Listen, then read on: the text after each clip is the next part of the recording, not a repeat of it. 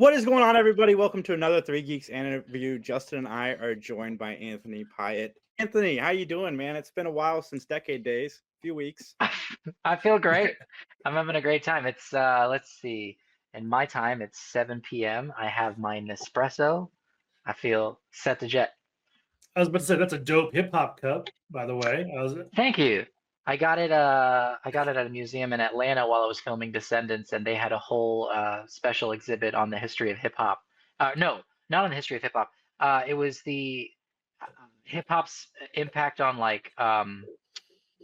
what's the word I'm looking for? Help me find the word. The science of building buildings and the science and art. Architecture. Architecture. It was like hip hop's influence on architecture. It was really cool. And they had this tiny little hip hop mug, and I was like, "You're coming home with me." So my first question is the same thing I ask everybody else: is what made you want to be an actor? What made me want to be an actor? It's evolved over the years. Um, you know, I'll warn you, I'm pretty chatty. I don't know how long your podcast is supposed to be. I'll try to give you shorter answers. We can Joe Rogan it, or we can do whatever you want. Right on. Um, I if we're gonna do a little 10-cent therapy session, I think initially my interest in it was a safe place to express my emotions and explore them and figure them out. It was also a controlled environment where I could be heard. People everybody was showing up to sit down and listen.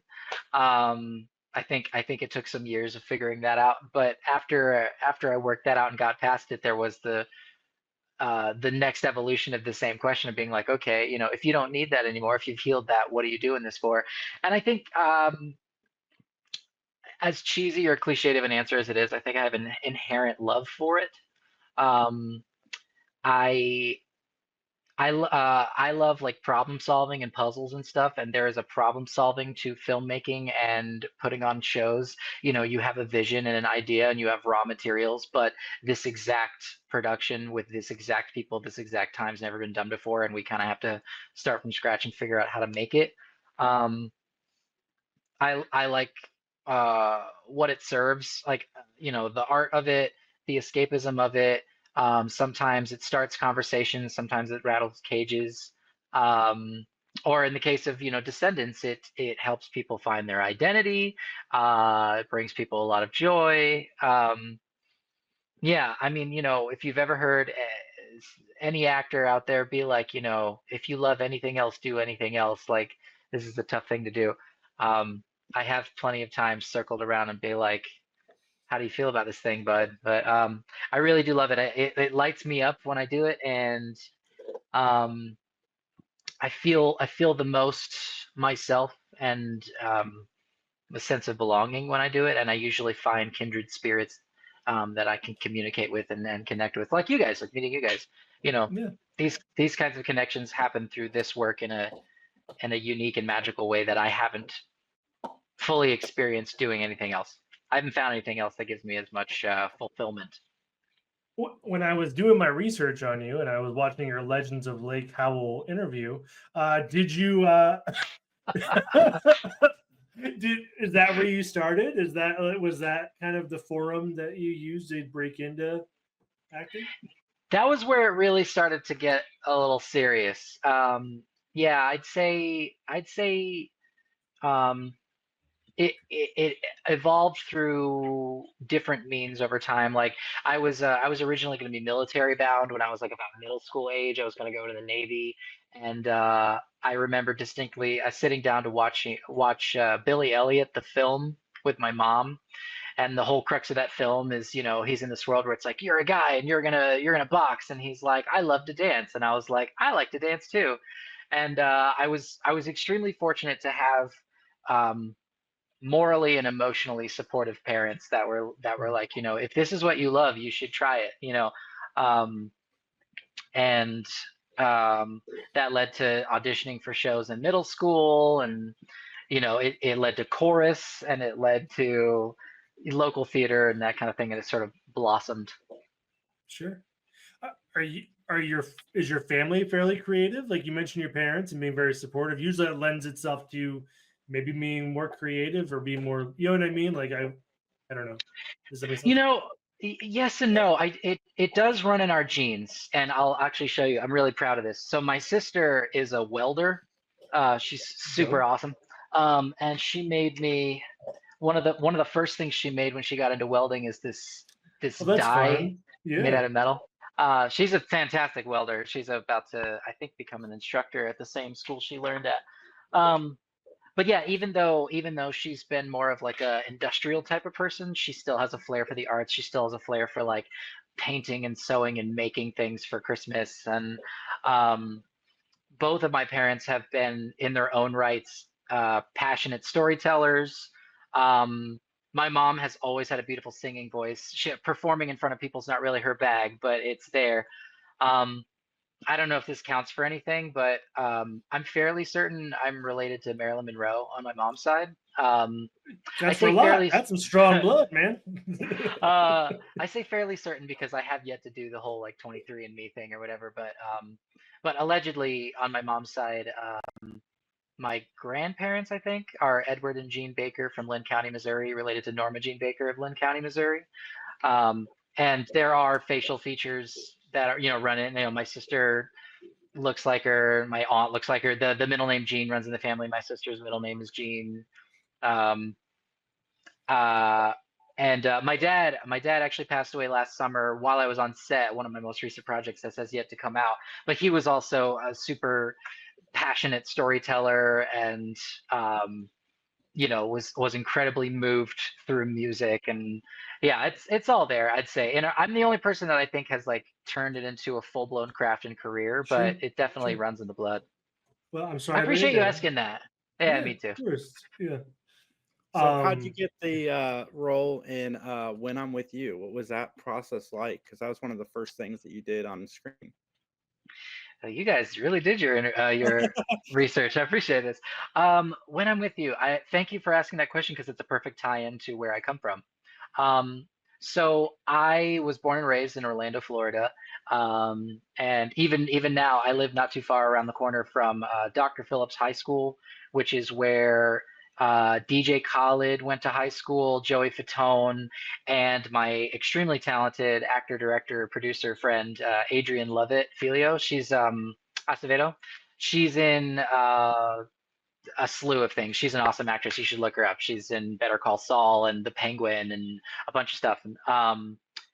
We met when there were like multiple productions going on of Spring Awakening the musical in Orlando at the same time, and I was playing Melchior in one production and she was directing another production. We supported each other's show and hit it off. And then we moved to New York around the same time, and that was one of her, I think, one of her first feature indie films that she was putting her best foot forward with. And she ended up calling me in for the part of her younger brother, and we glued, and that was a magical experience. That was my first time uh, really getting a taste of being on a feature length film set. The first time I ever actually stepped on set, um, when I was in like ninth grade, they were filming one of the Beethoven movies here in Orlando, the dog films, right yeah. here at Universal Studios Orlando, and I got to be like an extra, and that was cool to be on set. But When I'm With You was like really getting to sink my teeth into acting and what it looks like for the camera, and it was like the first time I felt that real sense of belonging, where I was like, oh yeah, this is what I'm supposed to do. That's incredible. I'm proud of that film. It's won awards. It did well internationally at film festivals.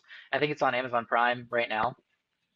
Yeah, that's awesome. I do want to ask you, and this is going back to when we had a conversation at dinner. You mentioned you kind of bounced around from New York and LA all the way to come back home to Orlando and finally find like a foothold in the industry. Like, what was that like? If you don't mind me pulling that thread this a little bit, was that hard? Did you have a point where like, man, maybe I should just go into welding? Like, what should I do? Yeah, it is hard. I mean, I think anybody could tell you that, whether it's acting or something else. Those are tough cities to live in. I feel like, if I'm being more accurate, uh, those cities are reflectors to me. Like they show you a lot about you, and some people fit it like a glove, and they realize this is the lifestyle I'm meant to be, and this is, this is what I want out of where I live. And some people get chewed up and spit out and they hate it and they never go back. I had a mix, I would say. I've lived in New York twice in my lifetime. I mean, I've moved there twice in my lifetime. I've lived there cumulatively, I think maybe 4 years. And Los Angeles, it wasn't very long. The second time I moved to New York was 5 weeks before the pandemic hit. And my move to LA with my best friend was like December 2020. And I was so burnt out from what life looked like at that time that after just a handful of months, I was like, I miss my friends. I miss familiar roads. I miss like knowing where the restaurants are. And so yeah, it was tough. I think the closest I ever came to considering something else was probably 2020. There was a moment where like I've always been passionate about social work and therapy work, and it seems to me like there was a great need for it, and I believe there still is. 100%. But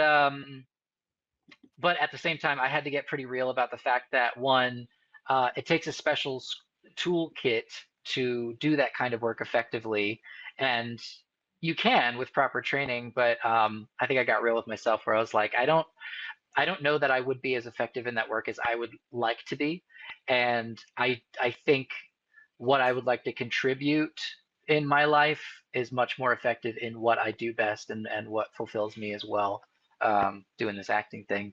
But otherwise, yeah, I was just I picked back up Viola Davis's book the other day, Finding Me, and she has this part of the story where like one of her first acting teachers over and over again is like, "You sure you want to do this? You sure you want to do this?" And her hand just like stays up, and that really resonated with me because it is a resilience game. I'll tell just about anyone that. I was teaching a workshop the other day, like an acting workshop, and when they asked me, what's your advice? And I'm like, have something else, and otherwise, there's a lot of resilience to this. Like, you're going to get a lot of rejection. You're going to do it for a while, and not see much returns. It's always rewarding. It's just a matter of when. So that's my long form of saying, like, yeah, I think my brain has always been open to the door of being like, there's but I think my relationship to my work is that door stays open so that there's open communication between what I'm showing and what I'm portraying and what I'm living, and they kind of blend. Nice. Yeah. So 2024 was your year, like absolutely your year. You were on hit show Will Trent. What was that like? That is to date one of my favorite jobs I've ever had. Yeah. I think I've said this on another interview before, but I'll sing those people's praises till the cows come home. 3 major things. Because of the speed at which television has to move, it was the first time I had ever stepped on a TV show like that and watched how efficient and effective everyone has to be at their work, and they were. It was just really refreshing to be in an environment where like everybody who is in their respective positions earned these positions, and for good reason. Because of the nature of new people constantly stepping on and stepping off, there was this culture across the board of respect and kindness and welcoming. And that was really refreshing from the cast and crew. And that is closer to the type of acting I love to do, and that I feel, I don't know, without sounding too woo-woo, in my most flow state. Like, there's genuine connection between the characters. There's a story going on. There's a purpose behind the story they're telling. It was extremely rewarding. It was also extremely rewarding working with Keith Powell was the director. He's probably best known for being one of the series regulars on 30 Rock, and so I've had directors in theater who were also actors, but it was really refreshing to do TV film with a director who's also an actor. I got a lot out of that, so that was really cool. And I'm pulling that through at least a little bit more. Like, what benefits came from that, you think? Like, what was it? Just how he kind of coached you in terms of a scene, or like say, hey, I'm going to frame this in a way that helped you kind of walk through a scene? I don't know. Well, I really appreciated that he came and sought me out for the type of work I would want to do on for that particular episode, that particular character I was working on. That required a little bit of heavy lifting on my part, and I went in with the understanding and sort of expectation that that's my job to figure that out. What's the story I'm telling? What are the choices I think I'm going to make? Because it's not like we have a theater amount of time to try a bunch of things. And right after we rehearsed it for the crew's sake, he came and sought me out and was like, "I'm yours for as much time as I'm allowed to give you until somebody pulls me in a different direction. Talk to me. What are you thinking? Where are you at with this career?" And we had like a really refreshing conversation around the story being told and what's going on with the guy. And it was also really fun to watch a guest director at work, because I'll give you his words. It's like, it's being a guest director on a show that's already running into its second season, let alone it's the equivalent of, he said, being invited to someone else's house to make Thanksgiving dinner for their family with their kitchen and their supplies. And like, you have your little moments of, you decide where you can and will add your flavor to it, but you kind of have to find your flow in there. And that was refreshing. I met people that I'm grateful to be in contact with this day. And I feel like I get that experience, some form of that experience, every time I book a job. It's kind of fun. I'm sure there's a lot of actors that'll agree. Like, every little job you get, you learn a new skill and you make a new friend, and you get a piece of advice, or you learn something about yourself, and you're just kind of collecting things.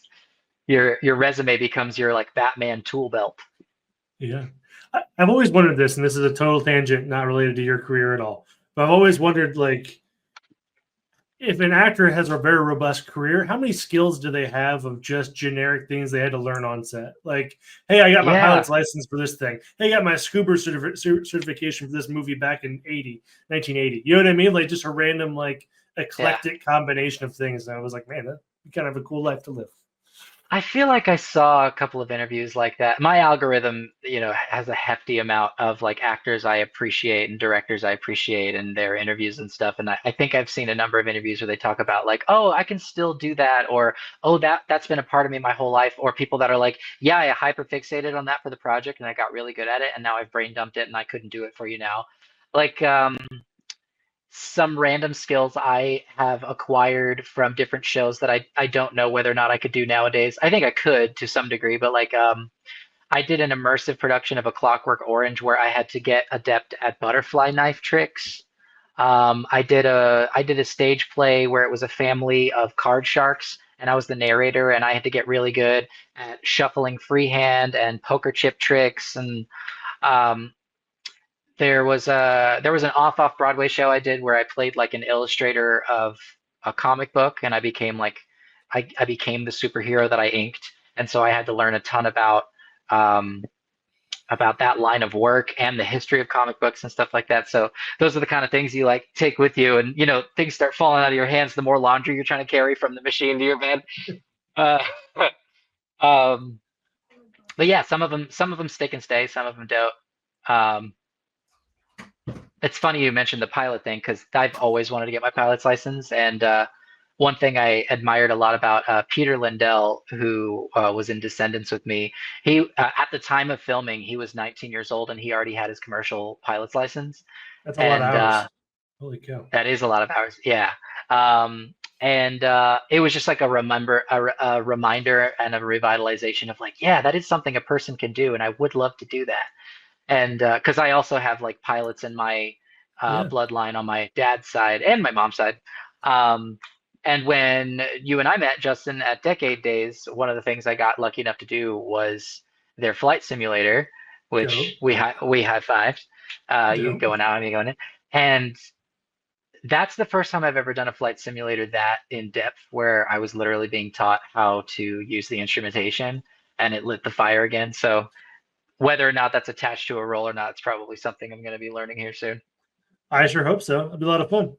I gotta say though, Uh, back to Decade Days real quick. That green room was like the coolest place I've ever seen in my life. It was like going into a secret like government facility.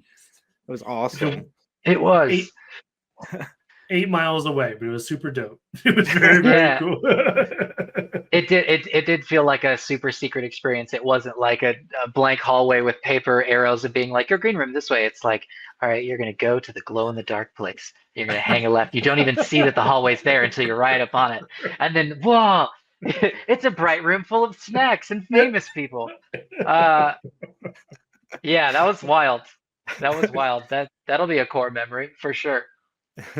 Also, you buried the lead of our friendship, Anthony, by saying, butterfly knife tricks, and I desperately want to see that.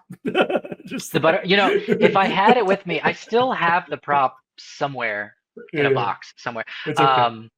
But yeah, note to anyone watching this, if there's any kids that's like, Anthony's cool from the Disney movie. If that's ever something you take an interest in, please be safe and please practice with something that is not a real blade. Please. I'm not even condoning that you need to go do that, but if it's something you hyperfixate on, you have to be safe. That can be very dangerous. Yeah. Okay. 8-finger Tommy over here. Yeah, I get it. It makes sense. That's awesome. Yeah. So wanna how talk did you about- get Descendants? I mean, Yeah. that's huge, very huge franchise going into it too. That was pretty cool, man. I mean, I've told a couple of people this, that before you I'll just zoom out a bit, and it makes it cheesier, but it's still true. Before you accomplish your dreams, you have this like inflated idea of what it means and what it takes to get them. And when it happens in the most surprising, unexpected of ways. And for me, that looked like, like I said, you live in New York and you live in LA and you think, I got to go to the big city to have the big opportunities. I was living right here in my hometown when I happened to be the right guy at the right time in the right place, and auditioned for it like anything else. I got lucky enough that it was an audition breakdown that they cast out to the local agencies, and there was a singing portion and a dancing portion, and there was a callback, and there was about a month-long waiting and biting nails, and then I got it. And it was, life's been fascinating and a bit of a ride ever since. I believe it. I bet. So yeah, what- a hit TV show and a hit movie like in the same year? That's exciting. Sorry, Justin. No, it's okay. What was the Yeah. costume like with the blue hair and everything? Was that your hair? Or did you or did, you know what I'm saying? That was a it wig. blue with yeah, I was like, yeah. It was a wig, and they one of the very first thing that happened after I officially accepted the offer was they sent a local artist to my house, and they wrapped my head in cellophane and tape, and they traced my hairline and popped it off and mailed it away, and somebody created a wig that looks like my hairline. Oh, yeah. That was really cool. There were a lot of days we filmed. Now, I'm not complaining. I had a great time, but there were a lot of days I filmed that I had a headache because, that glue can be pretty intense to stay on good enough all day. And the first day we ever did it, I was like this, and then they're like, "All right, be an angry person," and I'm trying to frown, but it's like glued to that. So every day we would film, I would sit there in the chair like this so that I was able to express. But then, there's a life lesson in this. I frowned for an hour straight on a lot of different days, and it was hard to get the headache to go away because you're flexing those parts of your head for so long. It was cool. The thing I've told some people is that TV film, sometimes things are made to look a certain way, right, for the camera, but it doesn't mean it feels awesome. So there were days I felt amazing and so cool and powerful in the costume, and there were days that thing was pretty uncomfortable given the 8th, 10th, 12th, 14th hour of the day. But then just a handful of weeks ago, I was up in New York filming a new TV show, and man, they gave me the nicest costumes. They I can't give too much away, but my character is someone wealthy, and so they were giving me really nice, soft, warm things, and I was like, man, I could sit in this all day long. I'm good. Do you get to keep it right in your contract? Can I keep this for I'm gonna have to start writing that into my contract. I'm here to help. So Descendants, you obviously sing in it, and what's it like to have?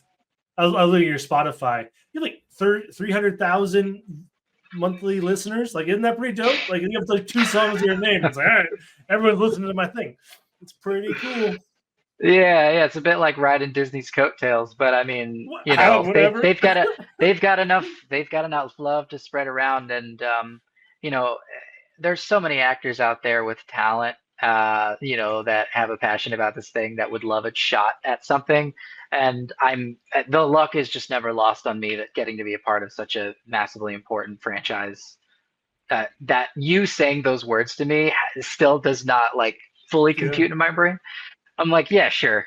Yeah. Yeah. Yeah, just I was like, as many. yeah. I was researching your link. I was like, oh, he's obviously singing. Does everything on Spotify? And I was like, oh, 2 songs. Okay. 300,000 monthly listeners. I'm like, oh, dope. Dope. Yeah, so I guess what does this mean? Do I have to go to the Grammys? Do I have to start recording new music? That's what I'm saying. You and Kendrick. My girlfriend and I were talking with Riley Smith at Decade Days, and we're talking we would really love to record some music together. So maybe we'll add to those numbers. I hope so. I hope so. That'll be awesome. That was me a segue into do you enjoy singing, or do you just do it in regards to just like, hey, if a role requires me to do it, I can do it? Yeah, I love to sing. As a matter of fact, despite the success of the things I'm known for now, I still consider myself a working actor like so many others, and singing is a good portion of my bread and butter, my income, and for good reason, because I love to do it. I used to I'll never forget, I was working like a coffee shop in New York City, and I would be like, I'm constantly the kind of person that I'm singing while I work, or whistling or humming, and I guess one day I was like, man, this is my jam. And one of my coworkers was like, man, every song is your jam. So yeah, for a long time when I had jobs that didn't involve singing, I was still singing. And then one day I was like, I guess I could probably make a little money doing this. And I went to school in New York for musical theater. So that'll always be a part of me. I do, if we're gonna do the old route of triple threat, like for me it would be acting, singing, dancing. Like a lot of my aspirations are more actor forward, but singing is always on the table. Someone's like, hey, you want to sing? Like something very important to me, I think is probably perfect to bring up for the Three Geeks podcast. I grew up, some of my fondest memories growing up with my dad involved watching Star Trek. And so I'm a bit of a Trekkie. I haven't like cosplayed or gone to the cons or anything, but I do love Star Trek. A lot of valuable learning lessons growing up were conveyed to me through episodes of, them exploring morals and ethics across cultures and stuff like that. And I loved, it didn't really dawn on me until I grew up and started getting into this as a career, how much those arts were infused in Star Trek, where like they would capitalize on, not capitalize, but they would prioritize Shakespearean actors to lead these things, and whenever any of them could sing, they would build that into an episode. Specifically, fun shout out. I went to the same theater school as Robert Picardo, who plays the Doctor in Star Trek Voyager. And he has this amazing episode where they bring this new alien life form on board, and he's like singing to himself, and they've never heard music before, and they consider him like a god because he has this magical ability. And then he rolls with it for a bit, like just like singing to them and holding these concerts. And that was a cool concept to me growing up, seeing them invite music and singing into that realm that would normally just be acting. Yeah. I still remember we had it was Indiana Comic-Con. We had a panel there, and William Shatner was right next door. I was like, who's gonna come and see us? Like Shatner's like to our right. Like who's gonna come hang out with? We didn't get married. It was fine.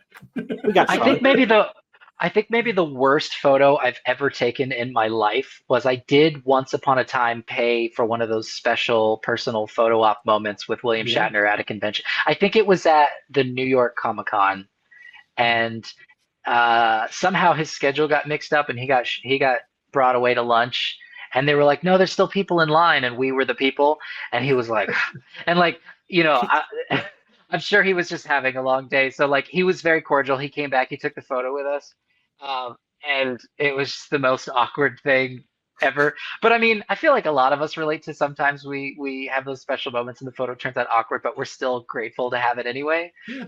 Which full circle was, why Decade Days was so wild, was fun, being on the other side of that experience.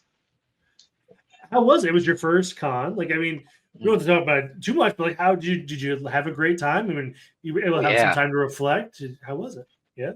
Yeah, it was fantastic. I mean, not unlike the acting jobs that I mentioned a minute ago. I mean, I learned new skills. I've made new friends that are probably going to be friends for a lifetime now, you guys included.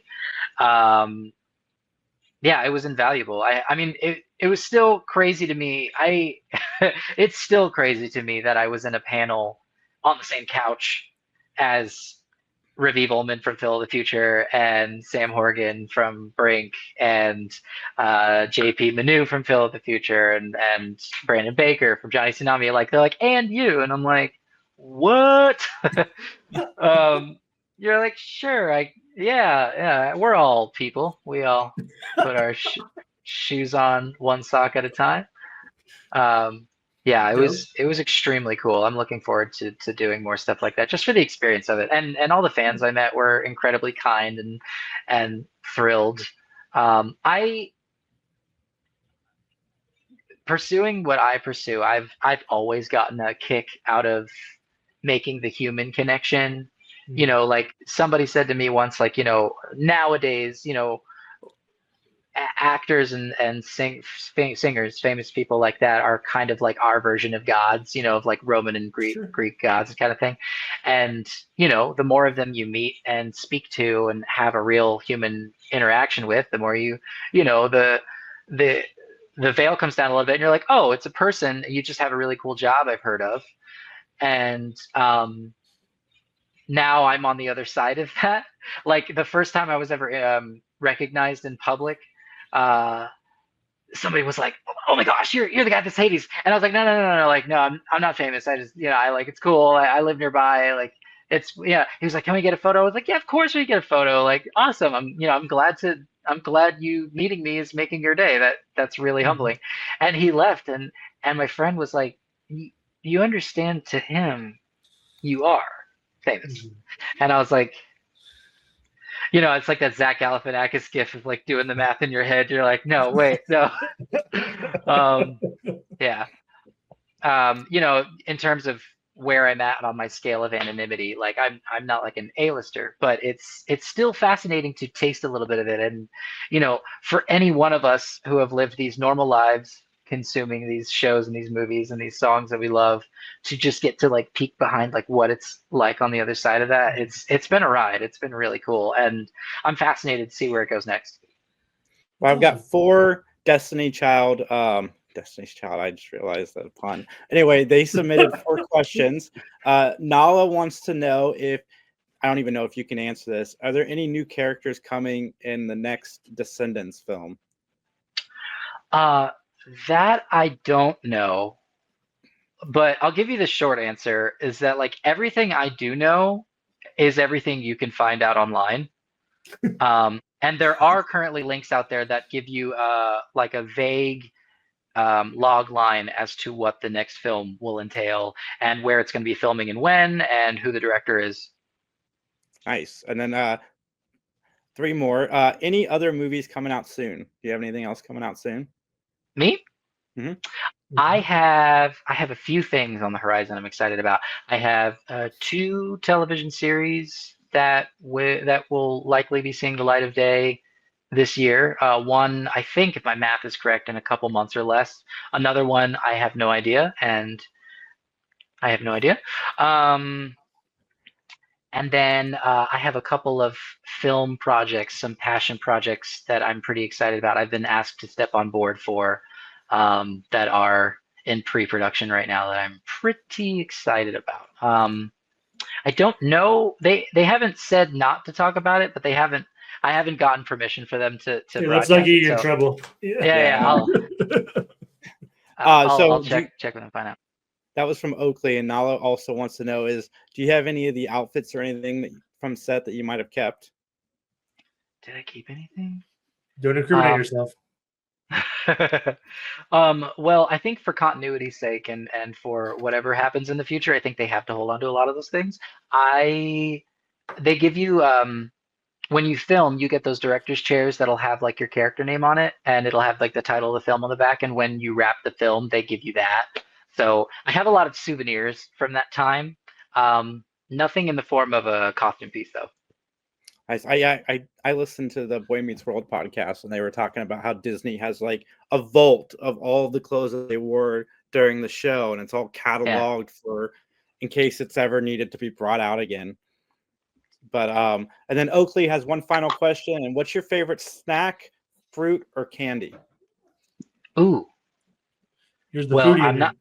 I was gonna say I'm a big foodie, and I'm not very good with favorites questions, so I'm gonna have to give you like top threes or top five. You said snack, food, or candy. I have been working for years on breaking my sweet tooth. It is a horrible habit. Oh, fruit. I run the whole gamut. I will go through phases, so I don't think I have a favorite fruit. I eat all of them. Fruits are fantastic. Candies, I also run the gamut on. I think I'm in a chocolate phase right now, like chocolate crunchy stuff. And I think it's probably because Valentine's Day is coming up, and there's a lot of chocolate around everywhere I go. And I think at least 3 times a day I was out and about with my girlfriend, and I was like, "Ooh, chale, I want that chale." That looks good. Yeah, so you can't go wrong with that. I will say, like my biggest vice is ice cream. Like it's a problem. It's a problem. Like if I go What's your wild without favorite ice cream, brand then? What's the brand? brand? What's the location at least? Do you have a favorite? I mean, it's like, is it ice cream? Is it by definition ice cream? Are you gonna finish that? Can I have some? Um, I'd say a list topper is Jenny's One Eye. I think they're based out of Georgia. I think there's a Two Jenny's top in flavor. Columbus, I think. Is there? Yeah. Is there? I think Good to know. I'll be there's right at over. least one. There's at least one called Jenny's. I don't know if it's the same. You know what I'm saying? But. Yeah. Well, I'll have to find out, and if it is, then I know where we're going next. Two of my favorite flavors with Jenny's ice cream is they have something called a brambleberry crisp. Any ice cream that's like a southern cobbler situation, yes, sir. And then they have one that's like a sweet cream biscuits and peaches. It's like peaches and sweet cream biscuits. It's crazy good. Ice cream is also my thing. Like if I don't buy ice cream often because if I get a bucket of ice cream, I'm finishing the bucket of ice cream when I'm sitting down watching TV. And it's dangerous. So yeah, I've had to set a rule for myself where like if you're gonna pull a pint out of the freezer, you can't leave the kitchen. You have to like put it down and put it back before you, because if it leaves the kitchen, it's not coming back to the kitchen. Yeah. So I grew up putting about that much ice cream in a bowl, so it's a tough habit to break. What's our opinion on sherbet? Is that ice cream or is that? Yeah, it's ice cream. Yeah. Yep. Yeah. Is it cold and it's sweet? It's probably because I grew up in a hot state, but for sure. Yeah. I do have one last grouping of questions for you. And how did we get you into Harry Potter and the Cursed Child? And let's talk more about your theater stuff. Great. Yeah, where do you want to begin? What has been your favorite production so far, if you can choose one? What are your favorite memories from some? I know you're a big into that world, right? I think you are, at least. And yeah, I'd love to hear more about it. I haven't touched theater in a while, and I really miss it. I am starting to dip my toe back into that world, though, and I'm really excited about it. Favorite productions from the past.